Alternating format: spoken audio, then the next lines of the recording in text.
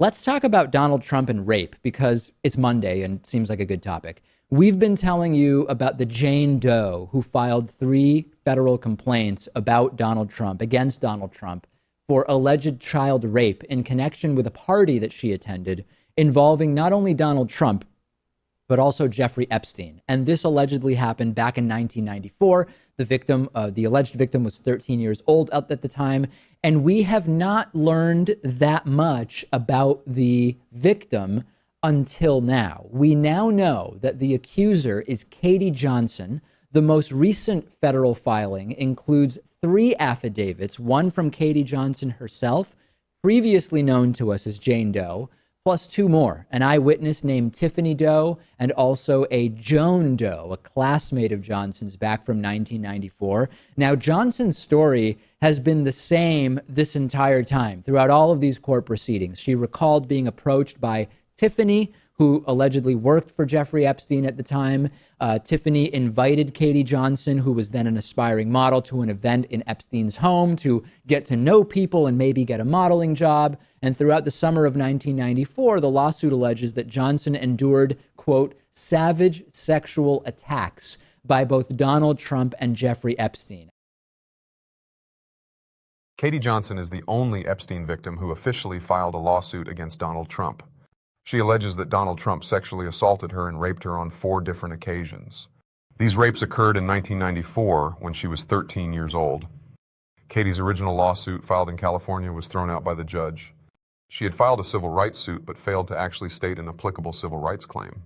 Katie filed a second lawsuit in New York with 2 highly credible lawyers guiding her, Thomas Mager and Lisa Bloom. Katie withdrew her second claim after a hacker hacked into Lisa Bloom's server and Katie's personal details were found out.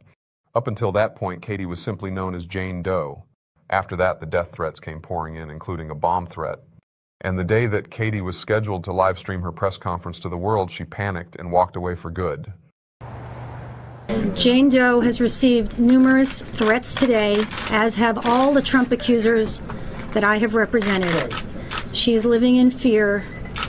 She has decided that she is too afraid to show her face. She's been here all day, ready to do it, but unfortunately, she's in terrible fear. Katie gives a vivid and horrifying description in her sworn affidavit of the 4 encounters she had with Donald Trump.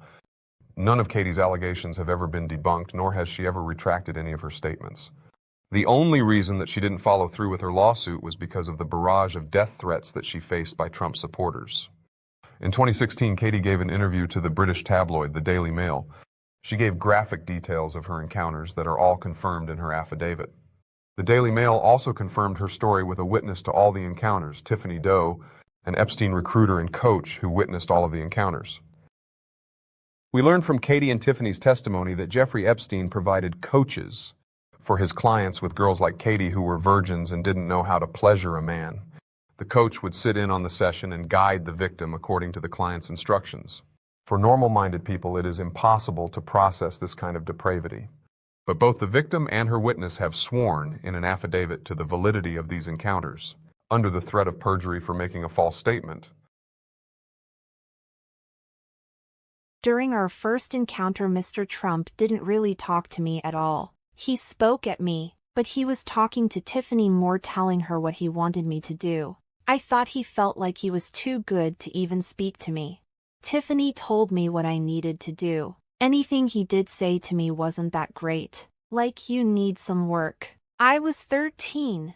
I didn't know what I was doing. Mr. Trump said very little to me during that first encounter other than I reminded him of his daughter. After I finished the sex act, he made a comment that I wasn't great, before putting on his pants.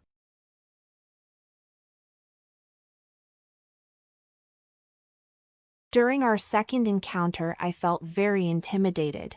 Mr. Trump made a comment that I wasn't doing it right, that I needed to take classes. He continued to let me do it. He didn't tell me to stop. He said something to Tiffany a couple of times, like tell her to go faster.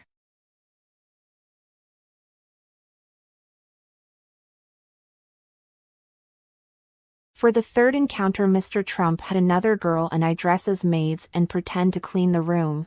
The other girl, Maria, was 12 years old. I felt she was going through the same thing as me, in that she was being forced to be there somehow. So we cleaned and then very clumsily kissed, and Mr. Trump caught us making out on the job as part of the role play. Mr. Trump then ordered us to carry out a string of sex acts on each other and on him. After he finished, he said we both could have done it better and then left. We never saw him again that night.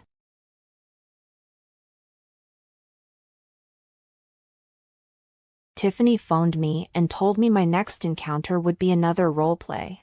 When I arrived, she told me what it was. I'm like freaking out. So you want to tie me to a bed and play out a rape scene with a man? She told me that's what Mr. Trump wanted. I made sure that Tiffany stayed in the room. Mr. Trump had agreed reluctantly to allow her. He was pretty rough with me. I was already tied to the bed. He pushed me around and tore off my clothes and then attempted to rape me. I started crying and I asked him to stop, and I asked Tiffany to come over, but he kept on going. Tiffany tried to intervene, but she was pushed away. Mr. Trump said, "What did you think this was gonna be?" He was very abrasive and I just started crying and I screamed and said, "Please don't." And he slapped me and told me to shut up, and then he ripped my panties off. After he finished, he got up and started putting on his clothes. He was disgusted by the fact I was crying.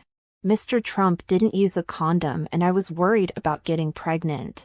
He basically said that I should be proud that he would even allow me the opportunity, and if I got pregnant I could get an abortion. With that, he threw $400 onto the floor. Tiffany made clear she wasn't happy with him. And then Jeffrey Epstein came in and he saw that there was money on the floor and got mad.